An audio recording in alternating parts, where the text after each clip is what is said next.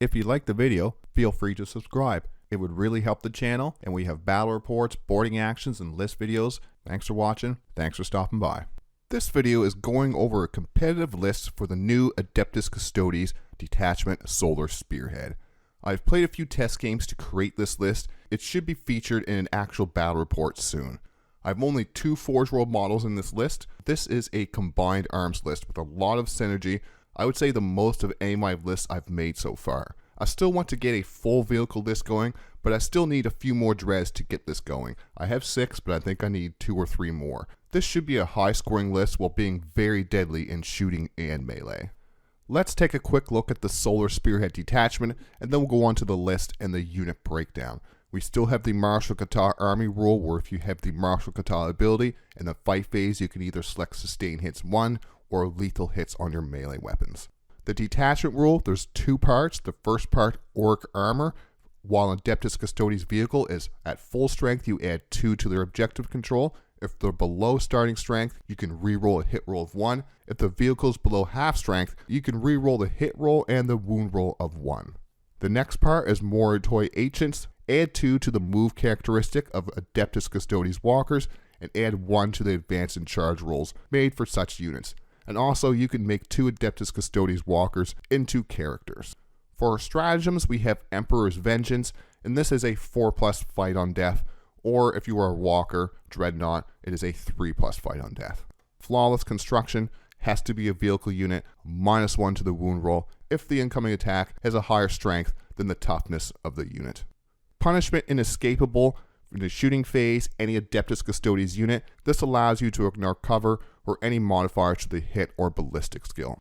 The next one, Relentless Persecution, and this one has to be used just after you roll the advance, so it's not at the start of the movement phase, but it's after you roll the advance move, and this allows your vehicles to advance and shoot, and if you are a walker, you can advance, shoot, and charge.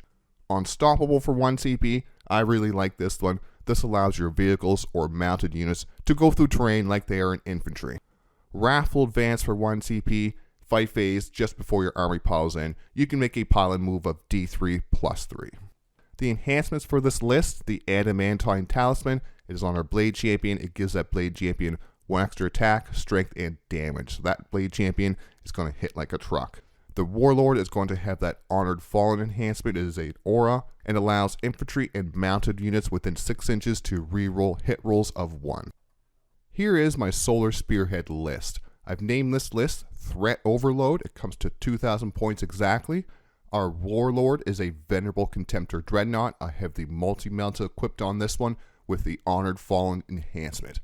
For our other characters, we have a Bladechampion with the Adamantine Talisman. For our other data sheets, we have a unit of 5 Custodian Wardens with the Spears and Vexilla, 2 units of 3 Vertus Praetors, both with the Hurricane Bolters, and then 2 more Venerable Contemptor Dreadnoughts with the Multi-Melta, so there's a total of 3 Venerable Dreadnoughts in this list, 2 Caladius Grav-tanks with the Arachnus Heavy Blaze Cannon, 2 units of Witchseekers, a unit of Prosecutors, and then finally, for our allied units, we do have the Callidus Assassin. And that's my Solar Spearhead list, 2,000 points, Threat Overload, and we'll go over the list and why I've built it this way and all the synergy it has with this detachment. Let's start the unit breakdown with our Warlord, our Venerable Contemptor Dreadnought. That's right, our Warlord is a Venerable Dreadnought. It also has the enhancement, the Honored Fallen, to give that reroll the hit roll of 1 within 6 inches to infantry and mounted units, which is big and a big key to a lot of the synergy in this list. And I've dubbed him Captain Reliable. He will hang out around the center of the board, spreading his 6-inch aura of just hit better around. And we'll look at the Venerable Contemptor Dreadnoughts at the same time. And these are sneaky little dreadnoughts in this detachment. Thus, the rule of 3 has come out. There are so much rules to support the dreadnoughts in this detachment. They hit very hard in melee, and the multi-melta becoming more reliable. This just might be the best dreadnought we have access to in this detachment for the points cost. I know it sounds crazy, but hear me out though. Let's take a look at the data sheet for the Venerable Contemptor Dreadnought as we get into why I have taken 3 of these in my list. a movement of 6, which is a movement of 8 in this detachment, toughness 9, a 2-up save with a 5-up invulnerable, 10 wounds, leadership of 6+, and 3 OC. For the ranged weapons, it comes with a combi bolter, and you can either have the assault cannon or the multi-melta. I've put the multi-melta in this list, so it's 18-inch range, 2 attacks, hit on 2s, strength 9, AP 4, D6 damage, with melta 2. And the melee weapons, which is quite impressive for this 160 point unit, the Contemptor combat weapon is 5 attacks, hit on 2s, strength 12, AP 2, damage 3. And this may seem familiar because it is the exact same profile as the Telamon Dreadnought if you're just using the one fist weapon. For abilities, we have Deadly Demise 1, Martial Kata, so you could have sustained hits 1 or lethal hits in melee combat, and Unyielding Ancient. Unyielding Ancient is the big one. The first time this model is destroyed, remove it from play without resolving the Deadly Demise ability, and then at the end of the phase, roll 1d6 on a 2+, set this model back up on the battlefield as close as possible to where it was destroyed, and not within engagement range of units with d6 runes remaining. That means when they stand up, they will be below starting strength, so they'll be re-rolling their hit roll of run, and depending on that d6 roll, these things are going to stand up, angry, and ready to fight back even harder. The detachment rule now adds a fair amount of speed and damage threat to this unit. All of a sudden, those multi-meltas are hitting on 2+, re-rolling the hit roll of 1, and with the 5 melee attacks, doing the same, hitting on 2s, re-rolling the hit roll of 1. The whole theme of this list is threat overload. Do I shoot the Caladius tanks in the back? Do I charge those Vertus Praetors behind the terrain? Will they fight on death if I do it? Or do I try to stop these Venerable Dreadnoughts ready to advance and charge at me? And will it just stand back if I do kill it? Threat overload. I want the enemy to make mistakes and then pounce on them. And these hit just as hard. And like I said, these things hit just as hard in melee as a Telamon Dreadnought with one fist weapon and with the better overall anti-tank gun with those multi-meltas. Then they stand up once per game on that 2+, all for 160 points, 55 points cheaper than the Telamon Heavy Dreadnought. The Telamon is much tougher than the Venerable Contemptor Dreadnought with that -1 to the damage, higher toughness, but that Unyielding Ancient ability opens up a lot more play in this list. It's not just the detachment rule that makes these a fantastic unit, it is the stratagem support that adds even more spice to these dreadnoughts. Unstoppable is such a fantastic stratagem, even more so against those shooting heavy lists.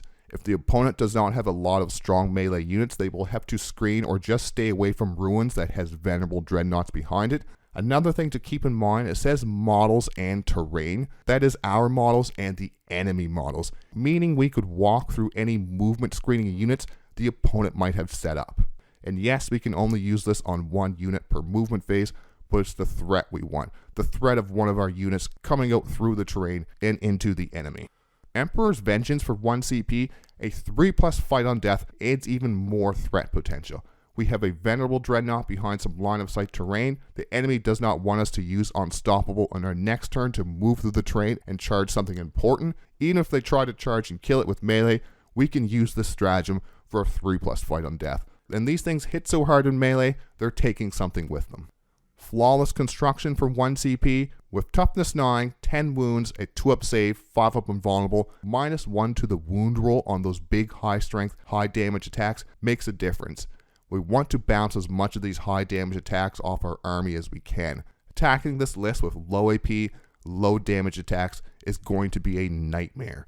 The Grav-tanks are my first choice for this stratagem, but it is one to keep in mind for these dreads as well. The next two stratagems, Wrathful Advance and Punishment Inescapable, both of these stratagems are better used on other units. With Wrathful Advance, that is the pylon one, I'd rather use that on the Wardens and the Vertus Praetors. Punishment Inescapable for ignoring cover and any kind of ballistic or hit modifiers, I'd rather use that on the Grav-tanks. Last up, and one of the better stratagems, is Relentless Persecution for 1 CP. And one of my 80s kids sayings here, but this is the cat's meow. This is exactly what these dreadnoughts needed to add to their base 6-inch slow speed. The detachment rule combined with this stratagem gives an average of 19-inch charge threat range to these dreadnoughts. These are quick now. We can even use Unstoppable to move right through terrain and then advance and charge. 3 dreads with this option is, you guessed it, more threat overload. And that's our Venerable Dreadnoughts. Let's move on to our other character, our Bladechampion with the Wardens. Next up is our Bladechampion attached to the Wardens. I was not sure about putting Custodes infantry in this detachment, but there is some stratagem support and Captain Reliable. I think there is a place for infantry. I might play with some Wardens and Alaris, but I think this setup adds so much potential charge threat the opponent has to plan for. The Bladechampions give us a once per game advance and charge, and with the threat of one Venerable Dreadnought advancing and charging a turn. We also have the Caladius Grav-tanks in the back lines. This list is going to have a lot of potential threat and movement. And let's take a look at why this unit combination is still really good in this detachment. Even in the vehicle detachment, these are fantastic.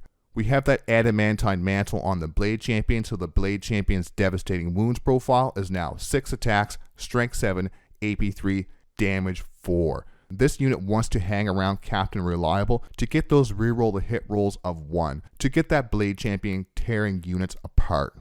The Bladechampion and Wardens get no benefit from the detachment rule or many of these stratagems. There are 3 stratagems the Bladechampion and Wardens do have access to. Only 2 of them are really relevant for this unit though. Emperor's Vengeance for 1 CP gives the unit a 4+ fight on death. And this is very nice to have. It's a shame it's not a 3+ like the Walkers, but it makes the opponent think twice about charging this unit, even after we've used our 4+ Feel No Pain. Wrathful Advance is the other stratagem for 1 CP, great for if we need an inch or 2 of extra movement to get this whole unit into engagement range to make sure they all hit in melee, or even to make sure we grab an objective with that pile-in. This 5-man unit will spend most of the game hang around with its buddy, Captain Reliable, in the middle objective. We want to use the 5-man to push the center objective, use the once per game for Feel No Pain to keep this unit a threat, and holding the middle objective as long as we can. Our 2 units of 3 Vertus Praetors. I originally had another unit of 4 Wardens with a Bladechampion and a Telemon with that 5 Feel No Pain enhancement. With the changes in the data slate, these are now a fantastic unit for the Solar Spearhead, especially with Captain Reliable to buff their damage with reroll the hit roll of 1. Let's take a look at the new and improved data sheet for the Vertus Praetors before we get into how the detachment benefits these Vertus Praetors. They have a movement of 12, toughness of 7, 2-up save, 4-up invulnerable, 5 wounds, 6 leadership, and an OC of 2. So they've gained an extra 1 toughness and extra 1 wound. The ranged weapons, we have those Hurricane Bolters, 18-inch range with rapid fire 3, 3 attacks, hitting on 2s, strength 4, AP 1, damage 2. So they went up by an AP and an extra damage on these Hurricane Bolters. We could have the Salvo Launchers that are now strength 10, AP 3, damage D6 plus 1, but I figured the tanks would give us enough anti-tank, and we have the multi-meltas on those Venerable Dreadnoughts, so I wanted some high volume shots, and the AP 1 damage 2 can still do quite a bit of damage. For our melee weapons, we have that Interceptor Lance, the same profile as a Guardian Spear, but with the Lance keyword. 5 attacks, hitting on 2s, strength 7, AP 2, damage 2, but plus 1 to the wound if they've charged this turn. The 2 abilities, Turbo Boost, it allows you to advance this unit a 6. You don't have to do a roll, it's just a flat 6-inch advance. And then Quicksilver Execution once per game on a normal or advanced move. It used to be just advanced move. It's been buffed to normal and advanced, and you can select 1 unit you have moved over during that movement phase, and then roll 1d6 for each unit in this Vertus Praetors unit, 2+ that enemy unit suffers 2 mortal wounds. So we could in theory do 6 mortal wounds to a unit that we flew over once per game. And this is quite a big buff to these Vertus Praetors. It makes these a lot more usable. They went up by 5 points each, but that's not bad for the amount of buffs that this unit got. So let's look at the detachment and the stratagems. They won't get anything from the detachment rule, but it's these stratagems that really help with this unit. The first one is Unstoppable for 1 CP, and this stratagem is amazing. Yes, we can only use this on 1 unit in our movement phase. It is the threat we want though. These 2 units are 1 or 2 of our dreads behind some line of sight terrain. The enemy has to respect the fact that any of those units could come through those walls, shoot and charge, and the dreads for another CP could also advance and charge after they came through the wall. We want our opponents to have threat overload and make a mistake that we can pounce on. And these Vertus Praetors are now very good at pouncing on mistakes. Emperor's Vengeance for 1 CP is a 4+ fight on death, another threat potential the opponent has to consider. And Wrathful Advance for 1 CP With so many good stratagems in this detachment, this is more situational. I do like this stratagem when it comes up though. We want this entire unit to get in engagement range when we charge. We have +1 to the wound roll on our melee weapons when we have made a charge that turn. Making sure we get this whole unit in engagement range is important to maximizing their damage output. And then finally, Punishment Inescapable for 1 CP. This stratagem is another great synergy with Captain Reliable. All of these Hurricane Bolter shots, rerolling their hits of 1, ignoring cover, and twin links can be terrifying into light infantry units. With AP 1, damage 2, this can even chip away at tougher targets with volume attacks. And that's our new improved Vertus Praetors and why I have 2 units of 3 in this list. I originally had 3 of these in my list. I'm still a bit torn, but I think 2 is the right number to have enough support and other variety in this list. 3 might end up being overkill in a lot of my games. 3 gave us overwhelming firepower, but less board control. These are usually our counter-shooting platforms, which they still are during our first 2 turns. We can also use the detachment rule to make these into bully units, making the opponent afraid to poke their guns out and wary of even shooting at us. Let's take a quick look at the data sheet for the Caladius Grav-tank and why it is even better in the Solar Spearhead detachment. Movement of 10, toughness 11, 2-up save with a 5-up invulnerable, 14 wounds, 6 leadership, and 4 OC. The range weapons we have equipped is the Twin Arachnus Heavy Blaze Cannon, 48-inch range, 4 shots, hitting on 2s, strength 12, AP 3, D6 +2 with twin linked. For the ability is advanced firepower, and this allows these heavy blaze cannons to have lethal into monsters or vehicle units. The toughness 11 has been one of the few weaknesses of these grav tanks in recent detachments, as well as rolling those dreaded 1s to hit. The first thing that really helps these grav tanks is the detachment rule. At full strength, we will have these at OC 6, which is a great breakpoint. The opponent may have a 5-man unit with 1 OC per model behind a wall, drive this up onto the objective to flip it to our side. Then once they have taken some damage, they will re-roll the hit roll of 1, which is very nice since they hit on a 2+. And this is how we use these as a bully unit. Push objectives, and then the opponent has to decide if they can kill it or risk it being left below starting strength, giving the tanks re-roll hits of 1. And there are 3 stratagems that I really like on these Caladius Grav tanks.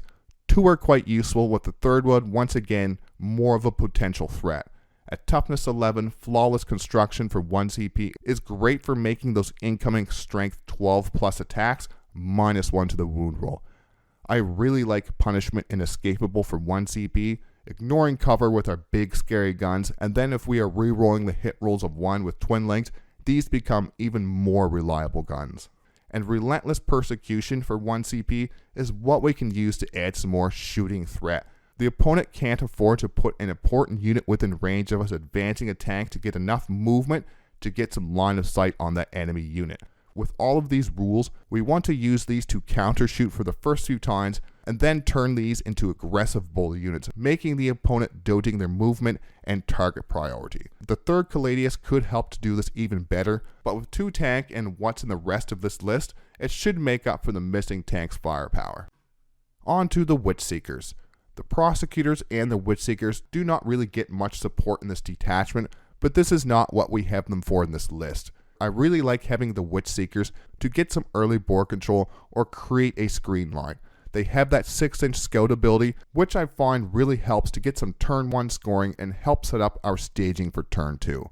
It makes a big difference scouting a Witchseeker unit up 6 inches and then turn 1 getting on objective with good line of sight protection. Now instead of moving an expensive Custodes unit onto that objective, we can stage that expensive unit for a counterattack or even push a different objective. On to our lone Prosecutor unit. These are going to be our simple, cheap, home objective holding unit. With the 2 Caladius Grav-tanks in the list, we should be able to screen our home objective and keep them safe. If the enemy does have some indirect shooting, we can put one of these Venerable Dreadnoughts on home objective and use the Prosecutors to screen or gain some secondary points. Currently 40 points, it's not bad for a unit to stand on objective all game. Last is our allied unit, the Callidus Assassin.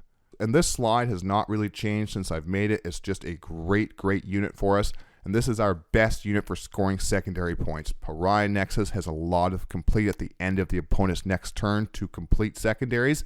The Loan Up model with the ability to redeploy every battle round is very helpful for this list. We can use her to negate enemy stratagems or help drain enemy CP by dropping her within 12 inches of a target, causing all stratagems used within 12 inches of the assassin to cost an extra CP, and this can be very powerful when the enemy only has 1 CP. And even at 0 CP, we can use her to stop any of those stratagems that could be used if someone used one of those reduce the stratagem to a cost of 0. But we do have to be very careful when placing her on the board. She can be a very important unit to our secondary scoring. We do not want to get her killed early on in the game. And that's all the units for our unit breakdown. Let's move on to the general game plan for this list. Game plan for this list. Depending on the opponent, we have the ability to deploy aggressive or defensive. We can use the Witchseekers to scout 6 inches up the board early to get some early board control, with the Bladechampion and Wardens with Captain Reliable ready to run up and grab their center objective early. Or we could use those Witchseekers to create a screen with the Wardens protecting our soft areas. One of the Venerable Dreadnoughts could be used to protect our bikes and tanks as well. So we could either deploy aggressive to try to get some early board control, or defensive if we feel there's a bunch of stuff running at us turn 1. And speaking of the Vertus Praetors, we want to use these as a counter charge and shooting threat, lurking behind some terrain, ready to pounce out at anything that gets close with that unstoppable stratagem, or ram them right into the heart of the enemy if they've left themselves open. The Prosecutors are our home objective holders. Then we have the tanks and Venerable Dreadnoughts. These are the heavy hitters of the list. Both really enjoy the detachment rule, making them much better than any other detachment. The tanks will lurk in our back lines, screening and shooting at those reliable guns downrange all game. We want them to counter-shoot for the first few turns. The Venerable Dreadnoughts are so much fun. 6 multi-melta shots between them. We can use these to bait enemy shooting units by leaving one out to be shot at. If it goes down, we roll that 2+ to stand it back up, and now those enemy units are open to be shot by our Caladius Grav-tanks. There's a lot of things you can do with these Venerable Dreadnoughts in this list. They're a lot of fun. On to the final thoughts. I put a lot of thought into this list. I wanted to have a lot of synergy with the Solar Spearhead detachment. The list will be harder to pilot than a shield host list, but with a lot more fun and unit variety. The list also had an overall idea and theme, to overload the opponent with potential threats and force them to make mistakes. The Vertus Praetors and the Venerable Dreadnoughts are really great to see in the list, even more so to feel like a strong choice in this detachment. I hope you enjoyed the video. Subscribe for weekly battle reports, list videos, boarding actions, and other Warhammer 40K content. Thanks for watching. Thanks for stopping by.